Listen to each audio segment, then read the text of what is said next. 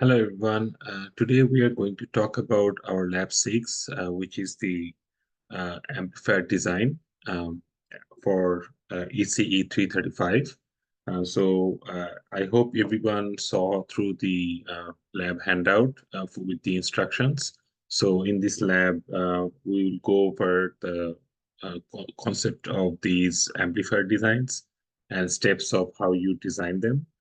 So the devices we are going to use are both MOSFETs and BJTs, and we are going to show you two particular topologies, one for the BJT and one for the MOSFET. Let's jump right into that. So first, we are going to talk about what we mean by the amplifier. Basically, the MOSFET and BJT, these transistors, they can be used in different modes, as you already have learned. So the amplifier mode is basically where we are trying to amplify the input signal with a particular scalar value to some multiple values of that input will appear at the output. So in terms of BJTs or MOSFETs, you can think of it as we are applying a very small alternating um, AC current or AC voltage at the inputs of these transistors, and we are getting an alternating output current or output voltage at the outputs of these transistors, which are much amplified in terms of magnitude. In terms of design, the first plot that we have seen in your handout is the transfer characteristics, as it is called. It's basically the input versus output plot of these kind of amplifiers. So the idea is that if you sweep your input voltage of these amplifiers, whether it's a MOSFET or a BJT, you will see a transfer characteristics at the output that looks something like this. What it means by is that up to a certain input voltage, you will see a constant output voltage. The voltage will not change in terms of magnitude.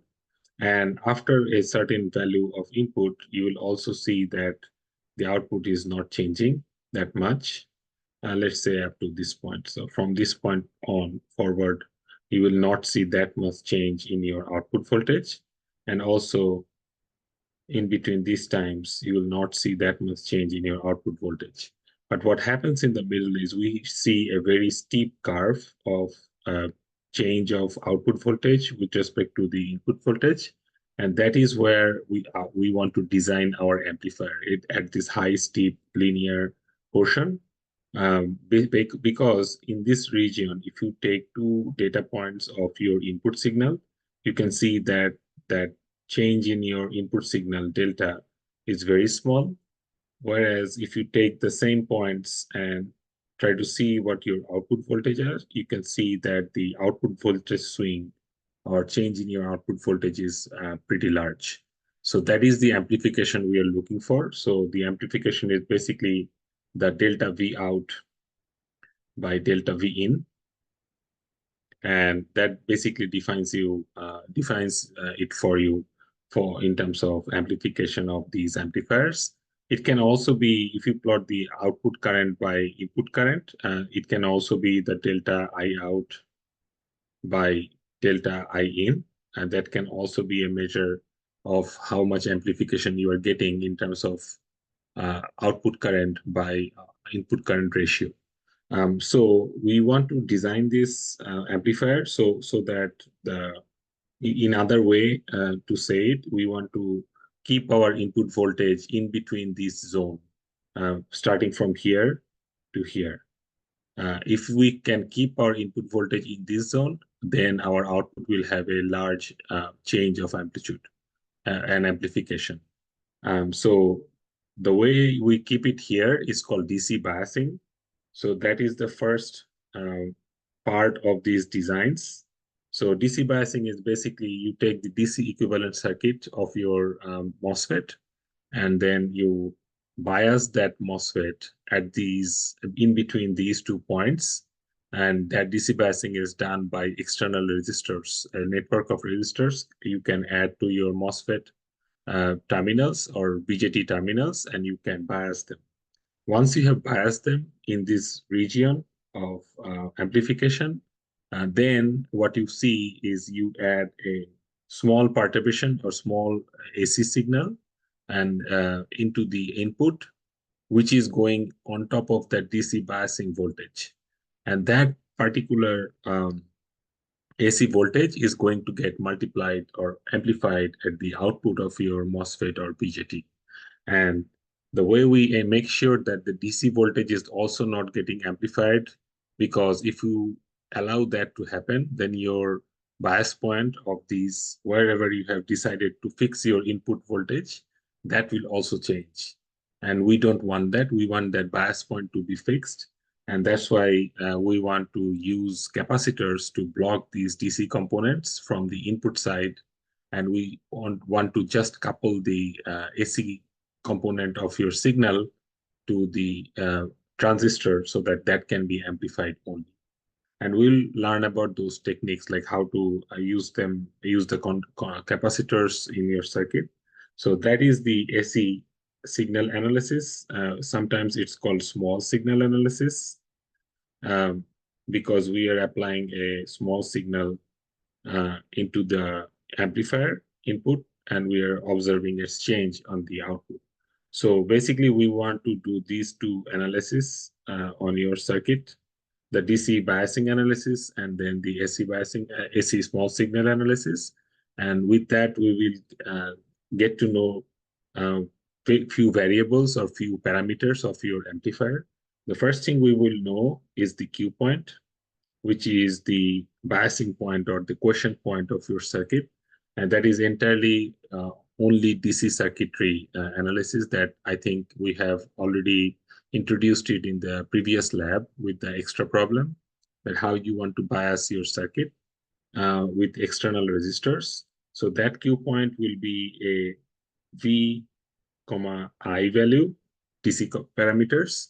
And for BJTs, it will be V, the voltage between collector and emitter, and the current that goes through collector to emitter. And for MOSFETs, it will be VDS, the drain to source voltage, and the current IDS, drain to source current. So these are the Q point that you want to define first with your DC analysis. And for the AC analysis, we are basically looking at a few parameters. One is the GM, which is the transconductance.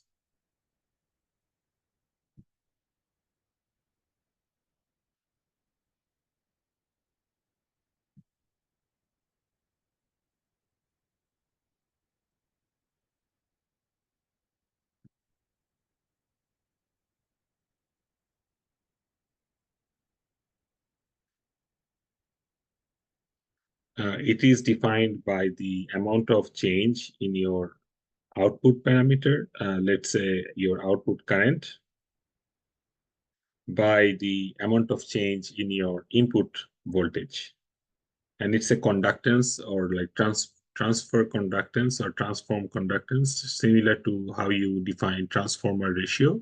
So it's a ratio between your current and voltage, but the current is on the output side and voltage is on the input side.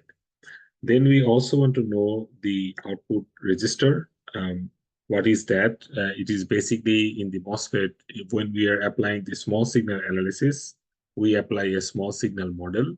So this output resistance is assumed between the two output terminals, whatever is whichever two terminals are your output. We are assuming that is the output resistance, whatever is appearing between them when there is a current flow between that. So for MOSFETs, that will be the resistance between the drain and source. For BJTs, it will be the resistance between your collector and emitter, particularly for the configuration that we are looking at. So that is your output resistance. And then the Other parameters that we want to know is your input impedance, which is defined as Z in.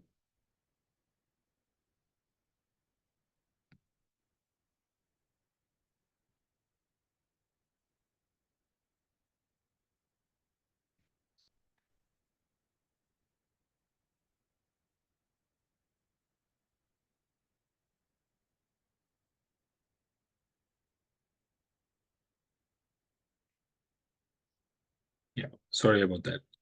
So the input impedance, which is the ratio of input voltage by input current. And then we also want to find the, excuse me again. Um,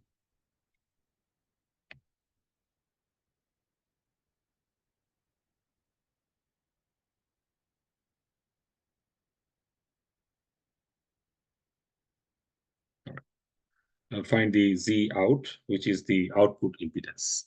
Um,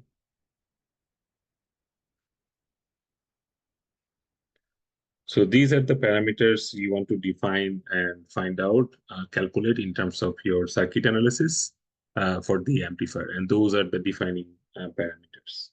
So let's start with the MOSFET analysis. So let me draw the, so before going into the MOSFET or BJT, let me talk about the names of these devices that we are using. So the first thing is that there are a few combinations that we can have in terms of amplifiers. So the one that we are using, analyzing right now are the common emitter and common source. And the naming convention is the terminal that is mentioned here. That is the common terminal between the input and output. So in terms of emitter, common emitter configuration, we are dealing with a BJT. There is the collector. This is the emitter. This is the base. And the common emitter configuration basically means that our input is applied between the base and the emitter, between here, and the output is collected between collector and emitter. So the emitter terminal is common between both input side and output side, and that is why it's called common emitter. For the common source, we are dealing with a MOSFET. So this is our drain, source, and gate. So here also your input is applied at the gate to source, between gate and source, and your output is collected between your drain and source. That's why, since the source is common between them, you can call it the common source amplifier.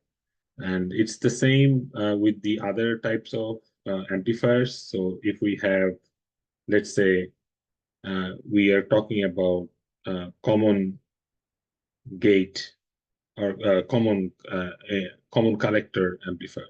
So our collector terminal will be at the common terminal. So let's say this is our amplifier, whatever the amplifier is. So the common collector will be on the both on the input and output side. The base will be my input, one of the other terminal of the input, and then the emitter will be the output. Okay. And again, we can have the other combination, the third one, which is the common base. So the common base, we were only going to change it again to base on both sides. Then our input will be at the collector, and the output will be collected at the emitter. So that becomes your common base configuration.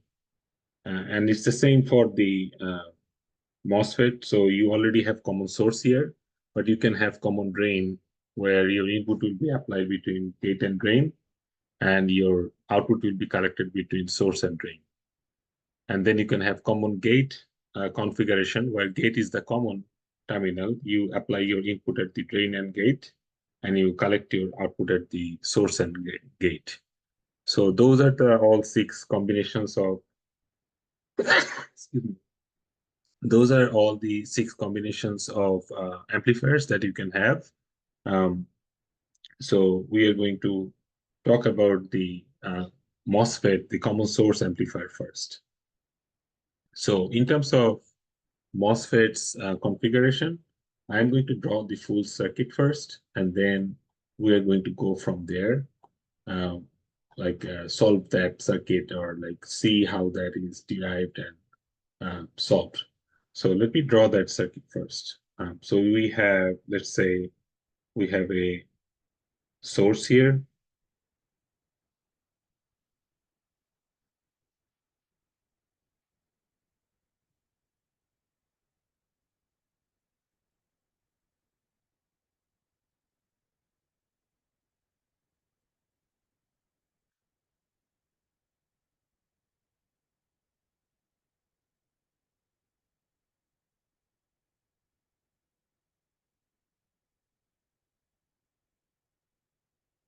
So this is the full circuit that we are going to use. This is my source signal, like the signal source is here on the left. Let's say this is called VI. Denote, like, just pay attention to the denotation that the letters that we are using.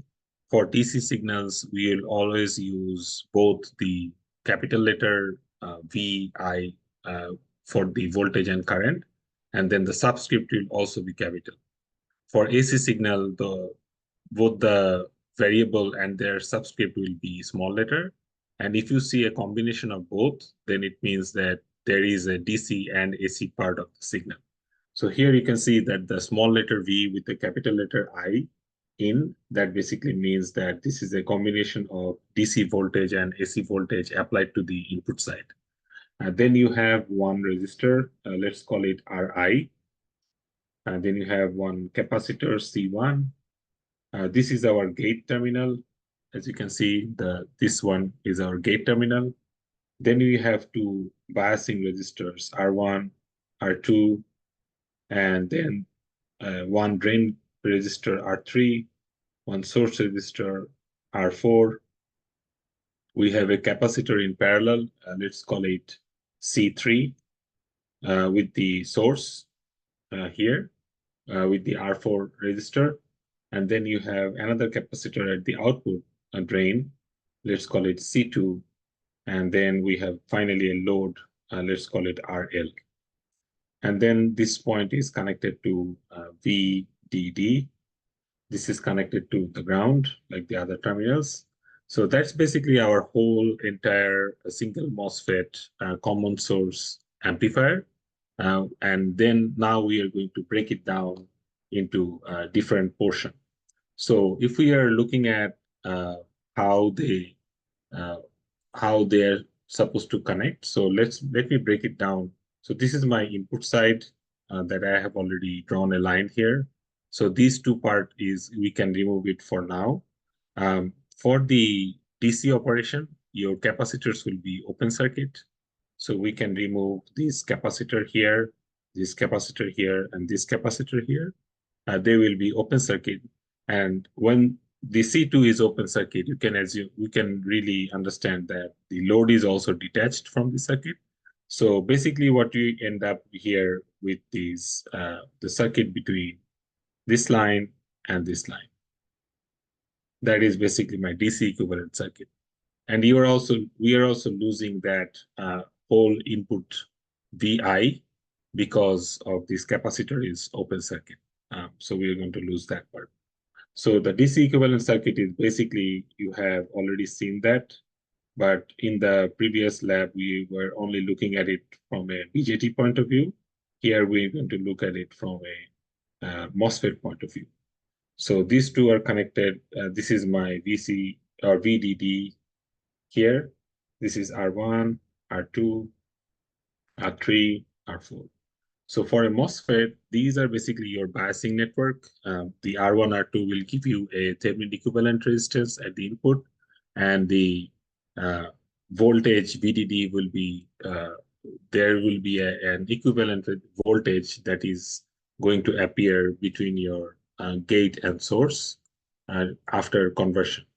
So the equation that can help you, just if you think about the Thevenin equivalent at this point, going to the left, so that will look something like this. And it's pretty straightforward. You can keep the R3 and R4 as it is for now. This is your VDD. This is R3, R4. This is your Thevenin equivalent resistor, and this is your Thevenin equivalent voltage. So when you are trying to find R Thevenin, the equation is pretty straightforward. You can ground the VDD on the left here, and then you can find the equivalent resistance between the R1 and R2. That will give you the R Thevenin value. And then you have V Thevenin, which is just nothing but voltage divided value between the R2 and R1. So you can write that equation also. So once you get those two parameters, you can replace them here, and then you can solve to find the IDS and VDS. And the way you do it, you assume that your circuit is in saturation. So if your circuit is in saturation, then you can write and you can assume like there is no early voltage effect or like a channel length modulation effect. So in that case, your voltages will be, uh, in terms of DC analysis, you can write the equation of the saturation current, that is going to be IDS, which is equals to Kn prime VGS minus VTH. Let me write it as VTH in capital letter, whole square. All right. And you can also write another equation going through this loop here. You can write V Thevenin is equals to VGS plus IDS times R4 minus uh, or plus, and the other one will not count because there is no current that is going through the gate. So that is your whole equation right there. So you can find, you already know, like you can assume what the VGS can be. That is going to be the V equivalent, like from there. But you can also get the IDS value.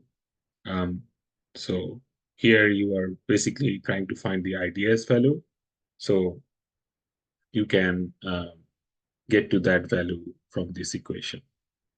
So once you solve those two, you can also write the equation that is here, which is VDD equals to IDS times R3 plus R4 plus VDS. Okay, so you can find VDS. Once you find the IDS from here, you can put that value in here and you can find VDS from this equation. So those are basically all given in your textbook in chapter 13. You can go through that DC analysis for the MOSFET to find out the values of IDS and VDS. So those are the Q point for your circuit. That will be VDS, IDS. Once you find that, then we can move on to the AC analysis part. So for the AC, I'm going to draw that AC equivalent circuit now. So that will look something like this. So you are bringing back the Ri because now the capacitors are shorted in the AC mode. So those capacitors, C1, C2, those are called coupling capacitor. So they are basically doing the AC coupling of your circuit, and they're blocking the DC part of the source. So you will only have the AC part. So that's why I'm writing it in small letter, VI. then Ri, which is getting connected directly to the gate.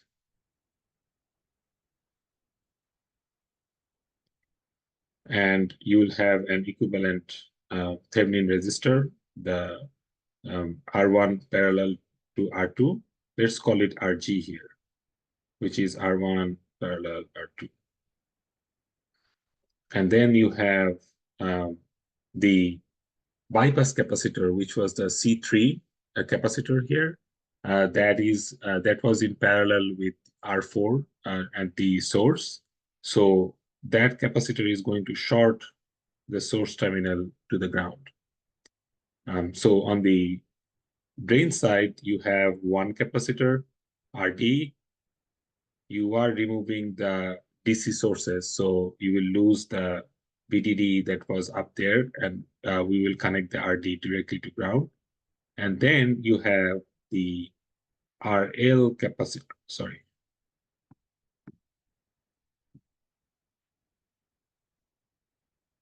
Then you have the RL capacitor. This is RD, and you have the RL resistor that is also connected to ground. This is getting added by the coupling capacitor that is short now, C2. So you have your RL here.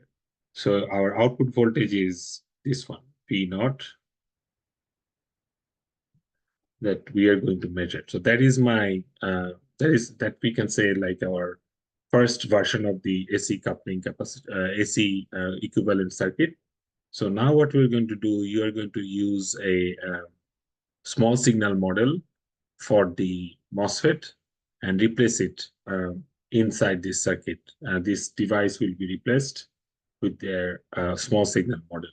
So what we mean by small signal model is we are looking at a modeling that is equivalent to the AC behavior or small signal behavior of the MOSFETs.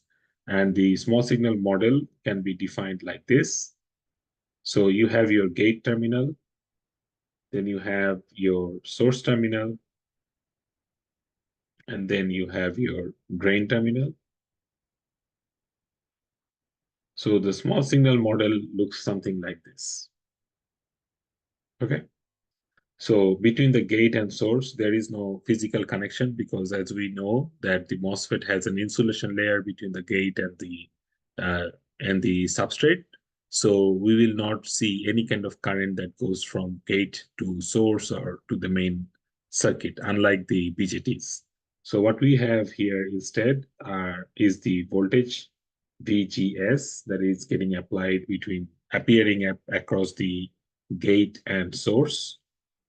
And then on the drain side, we have a current that is dependent or controlled by this gate source voltage. So we have a current that goes from drain to source, and that current value is GM VDS. So this is again the transconductance parameter, the GM parameter that is coming back here. And then you have the output resistor between the drain and source. That's the small signal model of any MOSFET. So when you have that, we can add that into the circuit. So our circuit will look something like this. So we have our input voltage, Ri, then Rg. Then we have the small signal model, the GS.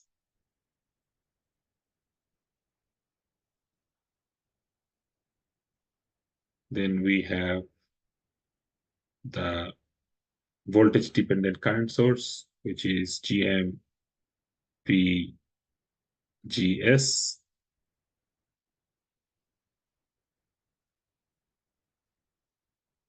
A source, the model's output resistance. Then we have the external RD, drain resistance, and the external R3 or RL here.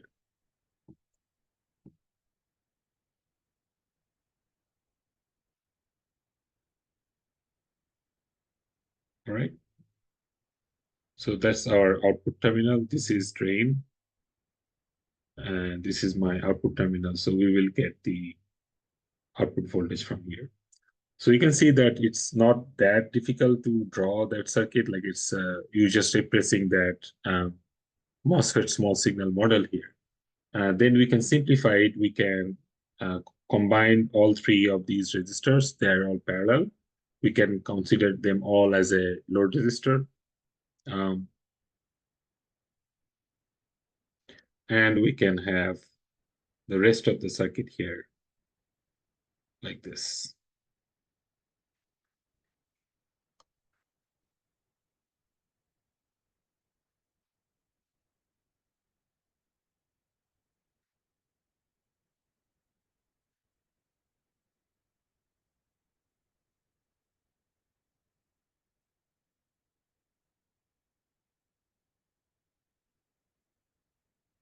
So this side remains as it were. Just the source on the output side, we are changing the resistance and combining them all together. So right now, this is the overall circuit that we have for the original circuit. So we can just solve that part of it using the regular analysis. So here you can see that from the small signal analysis, we can let me erase the first part of it, as that is not necessary right now. We are just going to look at the simplified version. So from that and from this circuit, what we are trying to find are the GM value and the RO value. Like those values are what we need. So the equations for those, so sorry, for GM, our equation is root over 2 Kn ID. So this is the shortcut equation. Like you can use that to find your GM value in hand calculation before you simulate the circuit. And the Kn value here, we can find it out in terms of the constants that are given. So it's usually mu n C ox W by L. So mu n is here the permittivity of the circuit, or like the electron mobility of the circuit. Then C ox is the oxide capacitance per area. Then W is the width of your gate, and the L is the length of your channel. And basically, sometimes it can also be written as mu n epsilon ox by T ox W by L. So here the capacitance, the oxide capacitance is represented with uh, uh, epsilon of the oxide divided by the thickness. Tox is the thickness of the oxide. Sometimes those parameters are given in your design. Then you can use them to find out the value of your Kn or Kn prime. And then you can use that to find out your GM values. Because you already have a DC biasing equation, the ID is from there. IDS is the ID. So if you have that, you can easily calculate the GM for your circuit. Then the other parameter is the output resistance, which is RO, which is usually defined as lambda 1 over lambda ID. And that you also can calculate because in the design problem, the lambda is given and you have already biased your circuit to a certain ID value. You can use that to find out what that RO resistance is. We don't have to find out the transconductance due to the body like GMB. We are neglecting the body effect because the body is connected to ground just like the source. So we don't have to find out these value, this one, the GMV value. So the gain of this circuit will be the gain, AC gain, we define it as AV. That's our AC gain. And that value is given by minus GM times output resistance. Let me change that parameter here, like in the circuit, because we already have used the RL as load, so it's sometimes confusing. So we can call it R out. Um, so the combination of all the resistors RO, RD, RL, their parallel combination, we can call it R out. So we are basically looking at that for the common source amplifier. So our GM, our gain will be negative GM times RO parallel RD parallel RL. And since we already know all those values, we already know RO, so and GM, so we can calculate the gain of the circuit. So this is like the general equation is that negative GM times R out for the common source or common emitter amplifiers. It's negative. This negative sign basically means that the output is 180-degree phase shifted from the input. So whenever your input, whatever the phase of your input is, whatever gain you get, you can automatically put that negative sign. That basically means your output will be completely out of phase, 180-degree out of phase from your input. Then the input resistance and output resistances or impedances. So in this case, since we are not considering the capacitors, we're just considering them as short. We can only find the input resistance. So in terms of input resistance, the input resistance value is going to be the parallel of the biasing circuit resistors, and then the output resistance, we already have calculated that, the RO parallel RD parallel RL. So that gives you the calculations for that. The coupling capacitors are the C1 and C2. Those two are the coupling capacitor that are doing the AC coupling plus DC blocking of your amplifier. And the bypass capacitor is the one that is connected parallel to the source resistor that gives you the bypassing ability in the AC analysis. So that is pretty much the overall analysis. So you have to find those values. So you can see that once you do the DC biasing correctly, you can get to these values pretty easily from the calculation. Once that is done, you will build this circuit in simulation and try to find out what that value is. Uh, these parameters, you have to match them in your simulation and see whether they are close to what you have simulated, what you have calculated by hand. Okay. So now let's move on to the BJT section. So how we are going to design the BJT. So the common emitter signal. So the main topology is the same. I'm going to draw that in a bit, but first I want to focus on the small signal model for the BJT. So let's draw the BJT first. So let's say this is our NPN BJT. This is my collector, this is my emitter, and this is my base. So when you have a circuit like this, we are using the common emitter configuration. So our input is between base and emitter, and output is between collector and emitter. So if we want to draw that circuit in terms of AC signal, so we are applying a VBE between our base and our emitter.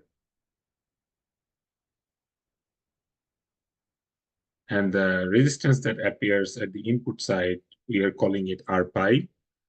We are calling it R pi because this model is called hybrid pi model. And for the hybrid pi model, we are basically looking at the input resistance that is the R pi. And then we have, let's make it capital letter so it's easier to understand. Then we have, similar to the MOSFET model, We have a current source, the voltage dependent current source, that is defined as GM VBE.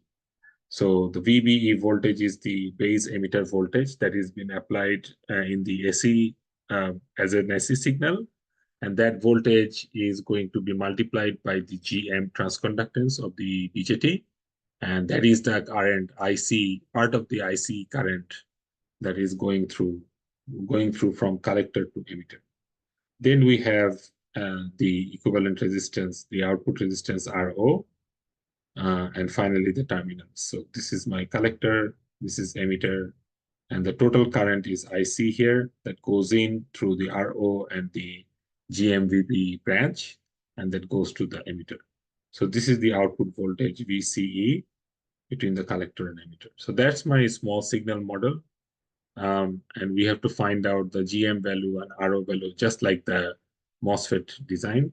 So I'm going to go to that uh, circuit first, like the overall circuit, and then we're going to analyze that a little bit.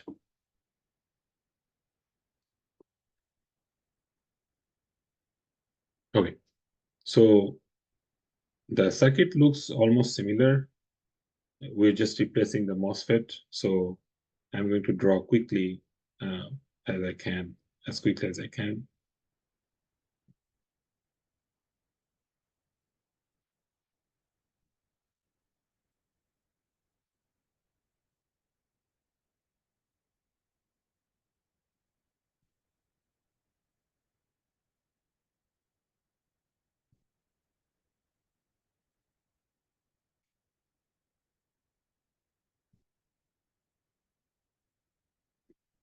Yeah, so it looks similar to what we had for the MOSFET. This is my RI, this is VI, this is C1, this is R1, R2, R3, R4, this is C2. We also have another bypass capacitor here, C3, and then finally the load RL that is connected here. So for the BJT, first again, we have to separate uh, isolate the DC biasing part, which is this part in the middle. We have already covered that. For the MOSFET, it's the same analysis, just the voltages and the biasing will change. So for here, we'll have a VBE biasing between the base and the emitter terminal, VBE. And that will be, since we are assuming the amplifier works best for BJT when it's in forward active mode, so we can assume that our VBE value is 0.7 volts. You have done that analysis in the previous lab, so I'm not going to go over that. You can go through that yourself and try that first yourself. So once you have done the biasing, you will know the IC current, and the Q point is defined as the IC VCE. So you will know the VCE voltage, and you will know the ICE current or IC current that is in the BGT. So that gives you the Q point value. Then you draw the biasing, then you draw the AC equivalent circuit, which looks like this.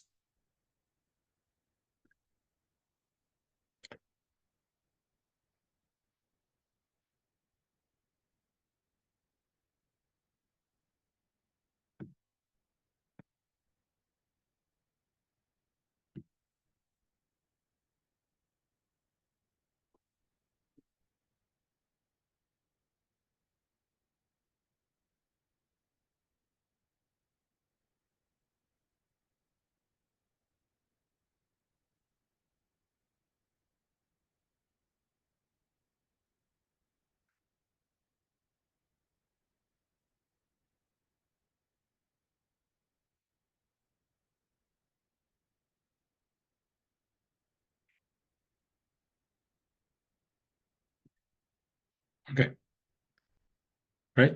So you have your RI, then this is your RB. So RB is the equivalent resistance due to the biasing. Then you have your RPi from the model. So this is our base terminal. This is our emitter terminal. We are losing the R4 because of the C3 bypass capacitor. It will take care of that R4. It will short the emitter side directly to the ground. So we'll have it here. You can connect it to ground. Then we have GM-VBE, current source between the collector and the emitter. We have RO, and then we have two resistors. One is the R3 and another is the RL. So those are paralleled and connecting, just like the MOSFET circuit connected to emitter here. So again, we can combine all three of them, simplify them a little bit, and then we have to find the GM and RO and RPi values. So those values for here, what we are going to get are those parameters are already given in our handout, but I'm just going to repeat them here. So for the GM value, the equation is IC by VT, where VT is the thermal voltage. We already know that value is approximately 0.026 volt. Since you have already found the IC from your biasing calculation, you can replace that here, put the VT value, and then we can find the GM for this circuit. And then the RO value,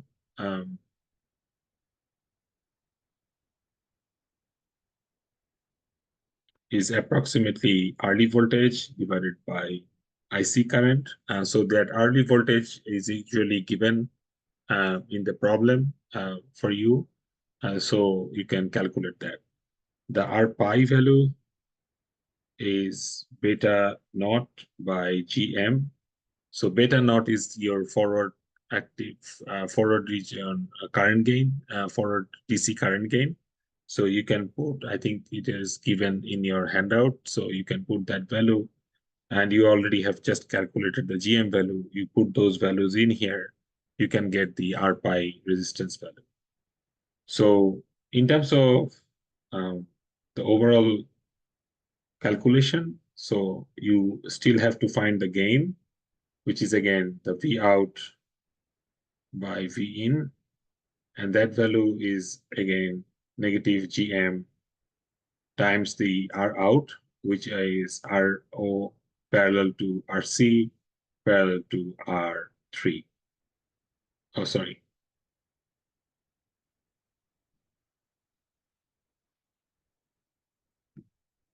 So this is here R3 and RL.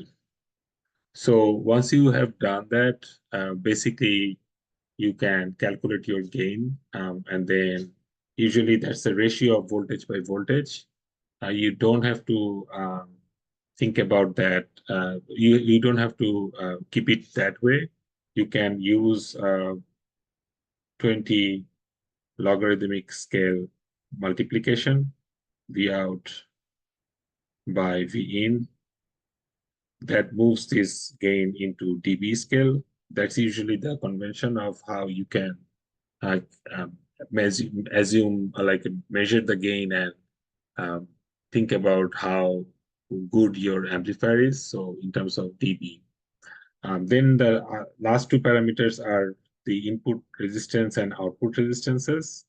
So for the input resistance, you can look at the circuit, the AC equivalent circuit. So you can see that that is basically the combination of RB and RPi, where RPi is you already have calculated using the VA and IC value, and the RB is basically the parallel of R1 and R2. Those are already given, so you can find that value. And for the output resistance is basically all the resistances that are connected to the output between the collector and emitter terminal. So once you get that value, get those values, you can calculate the R out. So that's pretty much it. You can go through the analysis yourself. There are a few examples in the textbook that I have already posted. And this is only talking about the common emitter and common source topologies. There are 4 other topologies are in the chapter. You can go through that literature just for your reference to know about them. And if you have any kind of question, just let me know and ask me, and I can help you analyzing that. In the chapter 14, there is a particular example, like solved problem given, a design problem that has been solved in the book. So that is included in chapter 14. So if you want to jump into your analysis, just first uh, go through that problem, see if you can work out the steps in there. That will immensely help you in solving your own circuit. And the last thing is that you have to simulate these circuits. You can use the NMOSes and the NP and BGTs that you have already used in your simulations. So in terms of simulations, you also have to find these parameters after you simulate your circuit, and you can plot them. Um, Essentially, you can plot the gain. You can see look at the bandwidth. You can calculate the GM and RO values from there, like using those equations. And you can also find the R in and R out and by plotting those values, like their general equation values in LT-SPICE. Um, so once you do that, you can compare those values with your hand calculated values in terms of how well your design is. So that is pretty much everything. So in your report, you have to include all the uh, steps that you have done, mark all the components in your circuit properly, mark everything, the DC component, the AC component, go through the steps of derivation like I have gone through here. And the book also gives you that example design reference that you can use and go through that step-by-step circuit simplification in both DC and AC. That will definitely be a good way to represent in your design in your report. So best of luck. Just let me know if you have any questions or concerns regarding the design of these circuits. Thank you.